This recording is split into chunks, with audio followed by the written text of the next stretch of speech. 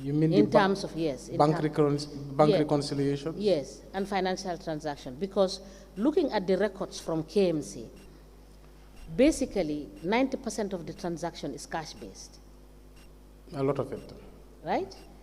So what did you do, you understand, with respect to that issue? So 90% of the income is cash-based, I believe. But 90% of the expenditures are through the bank. But one thing the council has been saying is how to No. 90% is not through the bank. The expenses? Yes, because I will give you right now the reason why I said no. For instance, Sehu Sabali. Oh, okay, that's different. Okay. Yes. Okay, I understand. You understand? So okay. We drew the sum of 167 million, yes. 645, 914.87.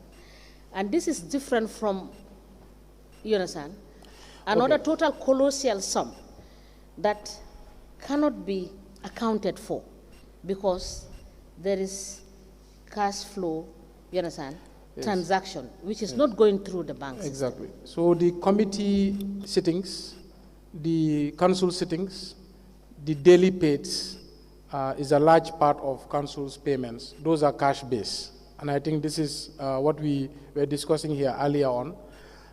The daily pays is the manner in which the setup was made, where you are looking at day laborers.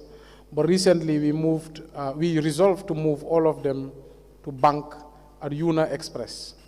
We passed a general council resolution, I believe, sometime earlier this year, because we had the queries through the commission, but not from the auditors. But through the commission, when we had the queries, one councillor raised it, and they said, why don't we now push them all to UNA? Because a lot of them, they don't want to do traditional banking. They run away from the fees. But when it was raised as a concern, we took that action. Now, in terms of the revenue generation, that one, digitalization is something that we made strides towards, and that's why we initially brought Ecotech on board, because the Ecotech plan was to make a pilot with Dimbalit. If the pilot was successful, then we can roll it out to other revenue sections gradually. But because the pilot with Dimbalit did not succeed, it was not successful, this is why we could not. Recently, part of the University of Essex grant, which is 2024-2025, the one you were looking at, $30 million, was how to now digitalize payments. But before we can do that, we need to map out the addresses within the municipality.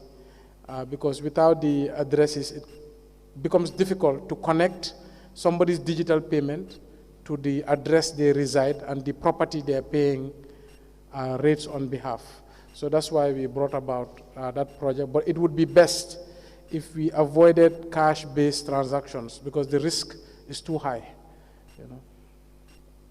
Council, you may proceed. Right.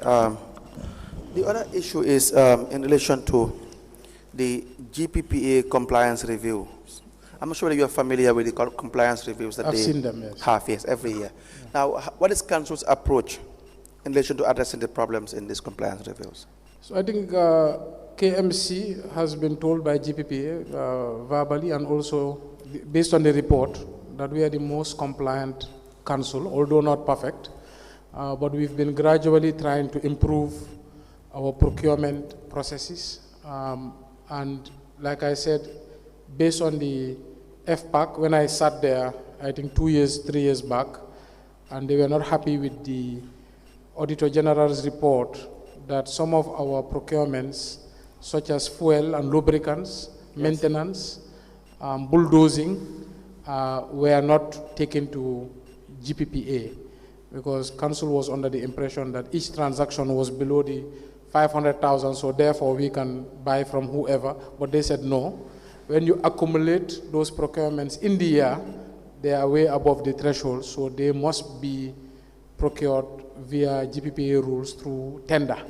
So we changed that. Now our bulldozing, now our fuel and lubricants, now our maintenance is now tendered. I think this was done in 2023. Okay. Yes. Another important thing about the procurement, which mostly institutions will overlook it is evidence of procurement itself. Yeah. For instance, if you have to say that you have procured, let's say, 5 tablets or phones, there has to be evidence of the procurement itself. And the regulation is such that there should be a receipt note to show that the goods that were procured were received. So for instance, if I look at the report on the 15th of February 2021 for the compliance review for the year ended 31st December 2019, you will see that the total, and this makes sense with respect to your interactions with FPAC, the total procurement activities that were carried out, the value is 76.7. Now, out of which for RFQ, we have 44.8 million, single sourcing 14.6, and then you have open national tender 8 million, 8.5, and restricted tendering 8.9. But if you now come to some of the queries by DPA, on page 26, for instance, where you have the sampling, they will give you some samples of procurement activities. You will see the procurement of office equipment. The amount is 45,850. The non-compliance, like for instance, brand names. They're using brand names in relation to these activities. So this is a problem because then you are excluding some suppliers, potential suppliers, and then you may have the people who are carrying out the procurement activities may have their own preferred suppliers. So in subsequently disadvantaging others.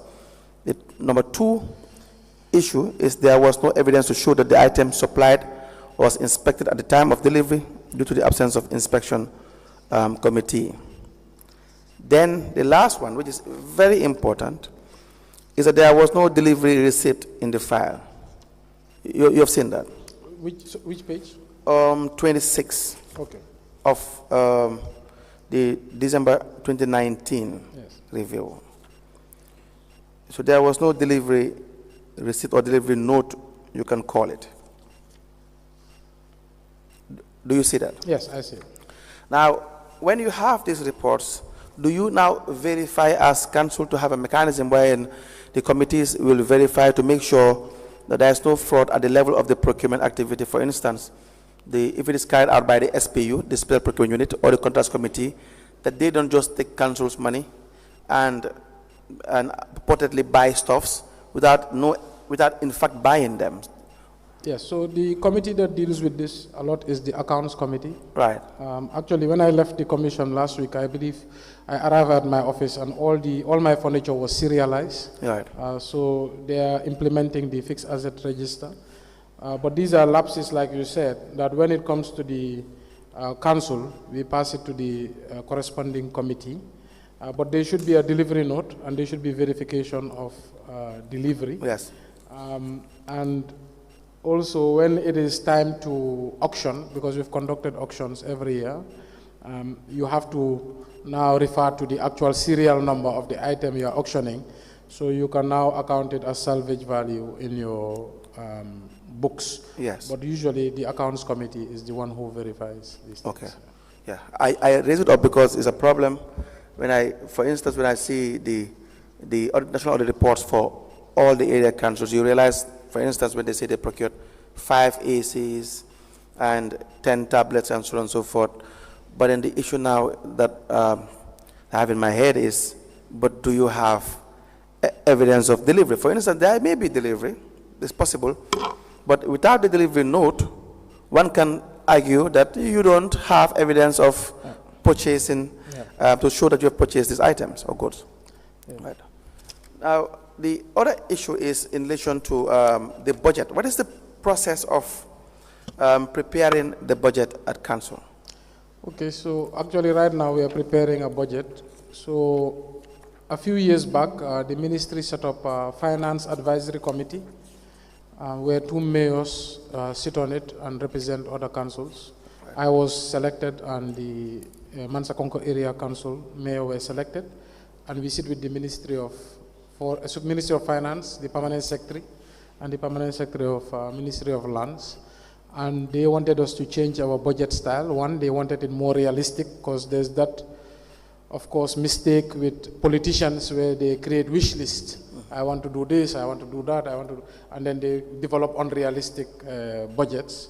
So we were to go back and ensure that the budgets were realistic and based on last year's revenue.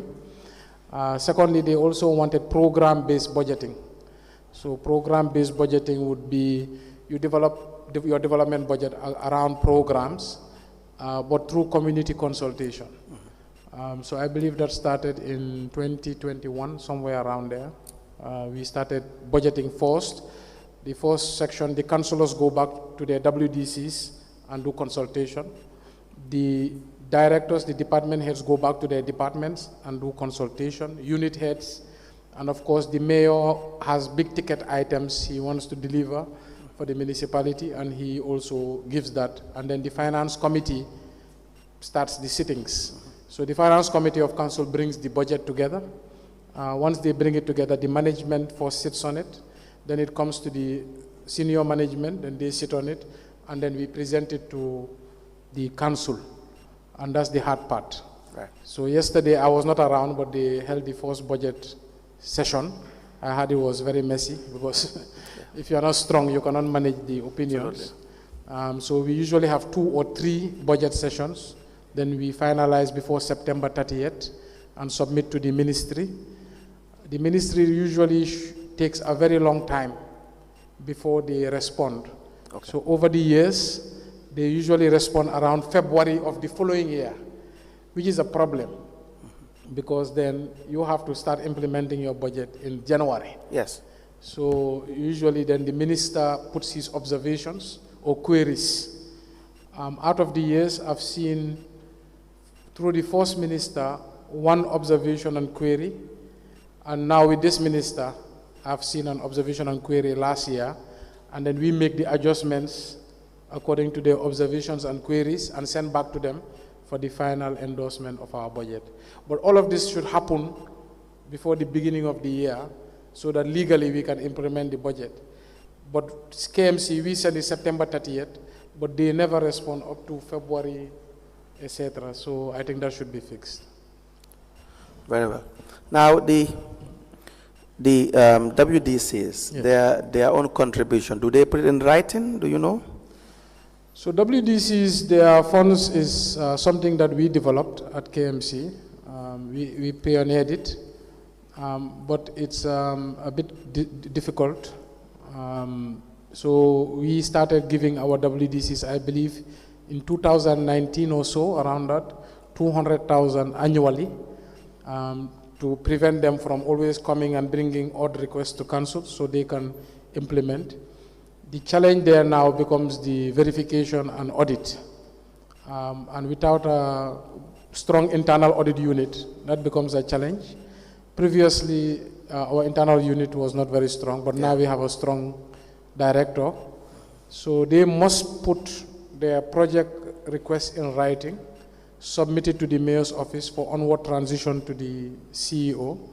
Then the CEO does the verification, then disbursement. Usually, they disburse 50% at the beginning of the year. If they retire that 50% or it is verified before the last 50% should be given, but the CEO has the discretion because he has to account.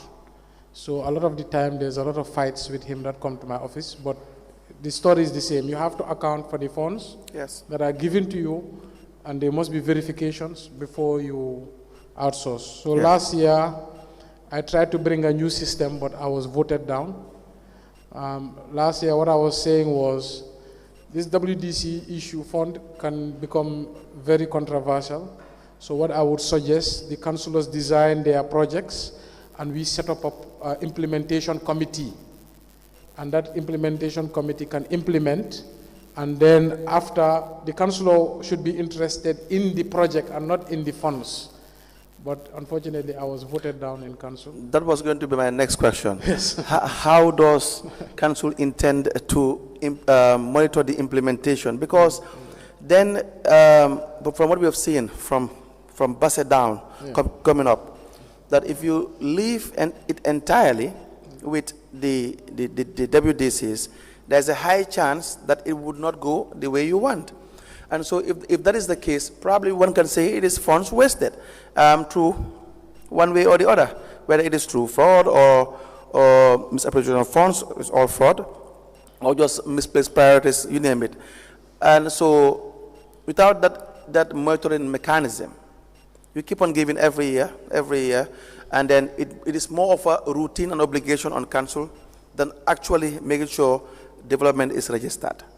And so when you go around for your mayoral tour also, you will see that there would not be development which will match the level of finance that was probably given some, and this all for all the area council. We see every year money is given, but then the level of development is different. I agree. So I believe in the decentralization policy, meaning to empower local governments and local governments to empower their WDC. Right.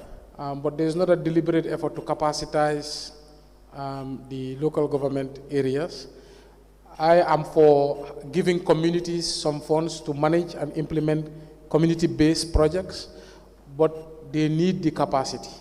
They need the prerequisite capacity. So what we did in 2019, for the first time, we opened offices for all our WDCs. After opening offices, we hired secretaries to be posted at all the WDCs. We also bought computers, we bought printers, we gave them internet, and this was an effort to try to capacitize the WDC to implement their own projects. Because the idea was over time, we can give them a big chunk of the development fund and let them do direct implementation. But I am very careful. I always measure their capacity versus giving them these funds. That's why I believe until they can have the capacity, the administration should implement directly. But like I said, it's a democratic process. So last year, they created a WDC fund policy. In the fund policy, I was advocating for centralized implementation. And of course, all the councillors were advocating for decentralized implementation. So I was unanimously voted against. So I have to accept it. But I think there must be a deliberate effort from the ministry to create regulation around WDCs and how to empower them and how to capacitize, because the whole idea of local government is grassroots, and they are closest, so they know, they have the highest impact. I believe that. Yes. But they must have the capacity. Yes, I think if they have the capacity and they are well equipped, that is just halfway the problem solved, right? But the human being needs to be also monitored. Yes. There has to be some form of monitoring scheme wherein, because no matter how capacity they are, no matter how really effective they are in relation to being able to perform certain functions, right? But if you don't monitor them, it is to the average human being, it's like they're having free money. And so unless you have a mechanism wherein there's an eye overlooking what they are doing, and they will report to a higher body, they may not perform well. So the idea of decentralization from government to area councils and then to WDCs may fail along the way, even if you enhance the capacity, but there is no proper regulations like you have outlined to monitor and to be able to guarantee results. There's going to be a problem.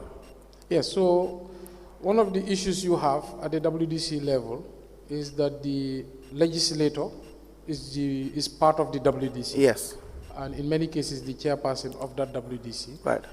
And eventually, that legislator is the oversight body at the highest level, at the council level. So there must be a separation at the WDC level between the councillor and the administration of the WDC. Yes. So the councillor can hold them to account. Mm-hmm. But if the councillor is part of the WDC, it defeats the purpose. It defeats the purpose. It defeats the purpose entirely. Let's ask Mayor Bensouda, what is your understanding about the 40-60 ratio as provided for in the Act? So and how is KMC implementing that as per what is provided for in the Act? Yeah, so we respect the 40-60 very much. It's one of the key features of our budget, but it's very difficult to balance. Yeah, it's always a problem, and the biggest problem is terminology. What would you consider part of your development fund, and what would you consider part of your administrative fund?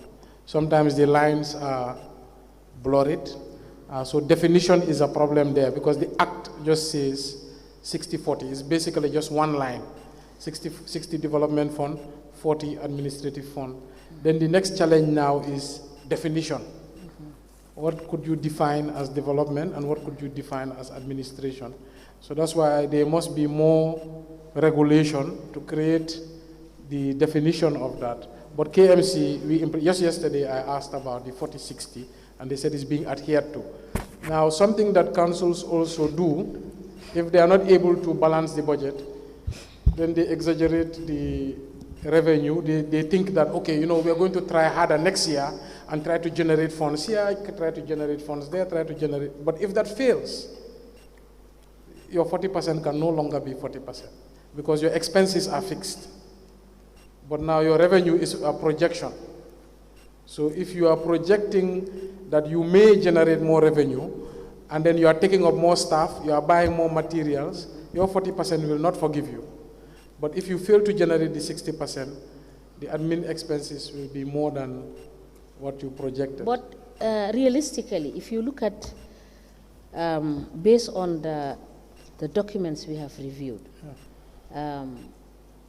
for 2018 to 2023, yes, the recurrent expenditure is more than 40%, looking at your budget and the financial transactions. Based on the financial statement or the budget? Yes, based on the financial, the budget and the transactions. So the budget is always balanced to 60-40. Now, if the financial statement at the end is not balanced, maybe I can say, I can look at that, but I've never seen a report where it's not balanced, but I can see how it doesn't balance, but I know at the budget session, it is always balanced. The problem is... Yes, the budget session, because you have already explained that. Yes. You have said that, you understand, when putting the budget together, the focus is made unrealistic. It's not realistically made in terms of what revenue you will collect at the end of the year. So the focus is not realistic. So if the focus is not realistic, you will not be able to, at the end of the day, have a balanced budget. So because your budget, you can only balance it based on your actuals in terms of revenue collection and your actuals in terms of your expenditure. Is that not the case? No, so when I say it's not realistic, it's always after the fact. So when you're developing the budget, people bring ideas. So for example, if I as mayor say, look, let's cut down these expenses because we need to stay within the 40%. But do you agree with me that a budget is a projection and the projection should be realistic? Yeah, so that's what I'm coming. Do you agree? Yes, the projection should be realistic. Yes. But when the finance committee, we have a revenue committee that comes up and says, no, Mayor, we have a plan to transfer all payments to the banks. So with that, we project that we will collect more rates based on that plan. Or we have a plan to outsource debt collection to agents. So they bring their strategies. But if that plan fails, and in the real world, a lot of these plans, they have problems, then your budget ends up not being realistic. But the major issue that hampers our budget is the lack of subvention from the government. So when we do the budget, KMC, we always budget 46 million as projected subvention from Gambia government as per the Finance Audit Act, which says government should subvent councils with 25% of their development fund. But government has never done that. So because government does not bring their part of the budget, you will always have a problem in terms of your projected revenue. But if at all government was bringing that 46 million. But having realized that on hindsight, that year in, year out, you don't have the anticipated income from government, should that be the basis upon which you will do your projections on a budget? No, so I always... Because that, I believe, would not be realistic. Yeah, so I always advocate to move the government subvention on the maybe.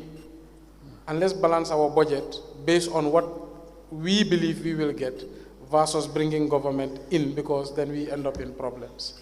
So the other thing also, when we started putting our grant income as part of our revenues, the development fund grew significantly. That's why I said all these years we've been getting grants, so we've been between that threshold. Council, you may proceed. Yes, that's all for the first half. We have Mr. Diba, who is giving a statement for the vouchers we just got yesterday. And then the witness probably can be back for the last session. Okay. In the afternoon? Yes. Okay, we may rise. What time is the last session? 2 o'clock. Yeah. After prayers.